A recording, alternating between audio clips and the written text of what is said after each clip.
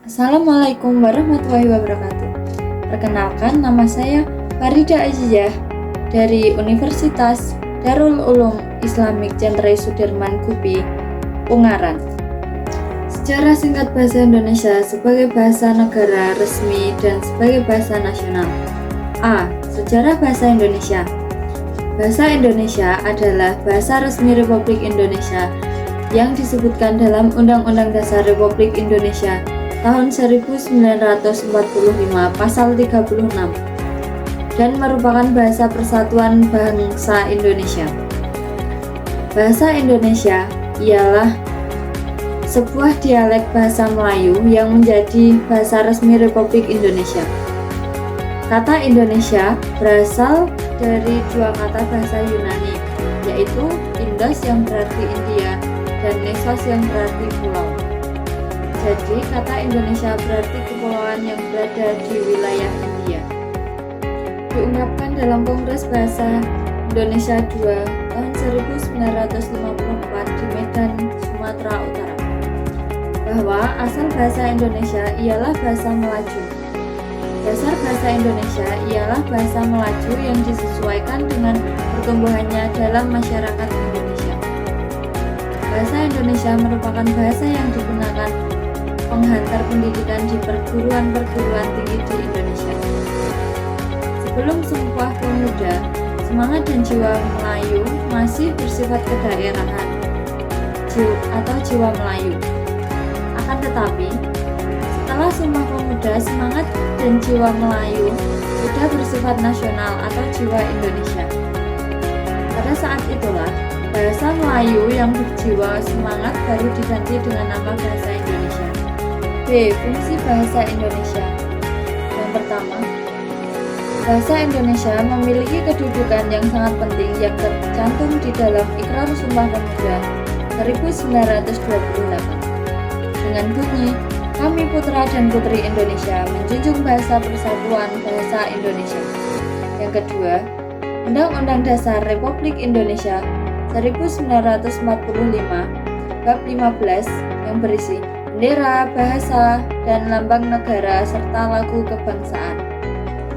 Pasal 36 menyatakan bahwa bahasa negara ialah bahasa Indonesia. Maka kedudukan bahasa Indonesia sebagai A. Bahasa nasional yang berfungsi sebagai yang pertama, lambang kebanggaan nasional, yang kedua, lambang identitas nasional, yang ketiga, alat pemersatu bagi masyarakat yang berbeda latar belakang sosial budaya dalam masyarakat.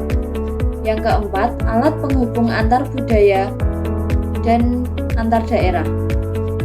Yang B, bahasa negara atau bahasa resmi Negara Kesatuan Republik Indonesia. Bahasa Indonesia berfungsi sebagai yang pertama, bahasa resmi kenegaraan, yang kedua, bahasa pengantar resmi di lembaga pendidikan, yang ketiga, bahasa resmi di dalam penghubungan pada tingkat nasional, yang keempat, ilmu pengetahuan serta teknologi modern. C. Proses terbentuknya bahasa Indonesia sebagai bahasa negara resmi dan bahasa nasional. Secara resmi, adanya bahasa Indonesia dimulai sejak Sumpah Pemuda 28 Oktober 1928. Ini tidak berarti sebelumnya tidak ada. Ia merupakan sambungan yang tidak langsung dari bahasa Melayu.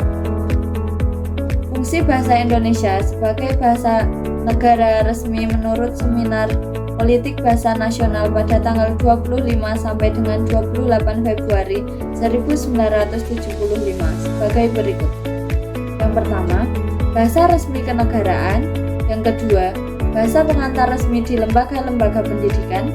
Yang ketiga, bahasa resmi di dalam perhubungan pada tingkat nasional untuk kepentingan perencanaan dan pelaksanaan pembangunan serta pemerintah. Yang keempat, bahasa resmi di dalam pengembangan kebudayaan dan pemanfaatan ilmu pengetahuan serta teknologi modern. Menurut hasil perumusan Seminar Politik Bahasa Indonesia, bahasa nasional yang berfungsi sebagai berikut. Yang pertama, lambang kebanggaan nasional. Yang kedua, lambang identitas nasional. Yang ketiga, alat pemersatu berbagai masyarakat yang berbeda-beda latar belakang sosial dan bahasanya. Yang keempat, alat perhubungan antar budaya dan antar daerah. D. Sumber bahasa Indonesia. Sejarah tumbuh dan berkembangnya bahasa Indonesia tidak lepas dari bahasa Melayu. Bahasa Melayu tidak hanya digunakan di Nusantara, tetapi juga digunakan hampir di seluruh Asia Tenggara. Hal ini diperkuat dengan ditemukannya prasasti-prasasti kuno di kerajaan Indonesia yang ditulis dengan menggunakan bahasa Melayu. Dan pada saat itu, bahasa Melayu telah berfungsi sebagai yang pertama, bahasa kebudayaan, yaitu bahasa buku-buku yang berisi tentang aturan-aturan hidup dan sastra. Yang kedua, bahasa perhubungan atau lingua franca antar suku di Indonesia. Yang ketiga, bahasa perdagangan baik bagi suku yang ada di Indonesia maupun pedagang yang berasal dari luar Indonesia. Yang keempat, bahasa resmi kerajaan.